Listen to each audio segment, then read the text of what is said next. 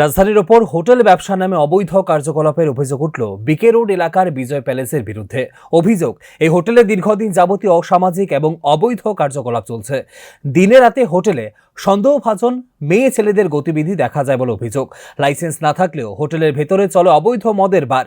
নাগরিকদের একাধিক অভিযোগের পর রবিবার দুপুরে এই হোটেলে অভিযান করে পূর্ব থানার পুলিশ, কিন্তু পুলিশের অভিযান নাটকীয় ছিল বলে সমালোচনা শুরু হয়। পুলিশকে ফোন করার 2 ঘন্টা পর পুলিশ হোটেলে গিয়ে লোক দেখিয়েছে। হোটেলের রুমের ভেতরে মদের বোতল সহ অবৈধ সামগ্রী উদ্ধার হলেও পুলিশ কোনো কার্যকরী পদক্ষেপ নেয়নি।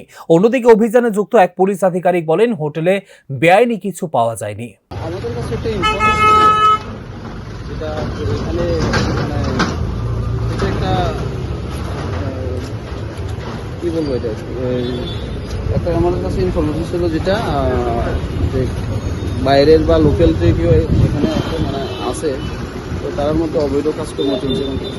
তো আমরা এসে ভেরিফাই করলাম, দেখলাম এর মধ্যে ইলিগাল কিছু নেই।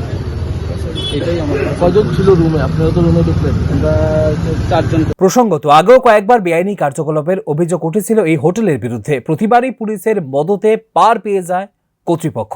Bureau report, news now.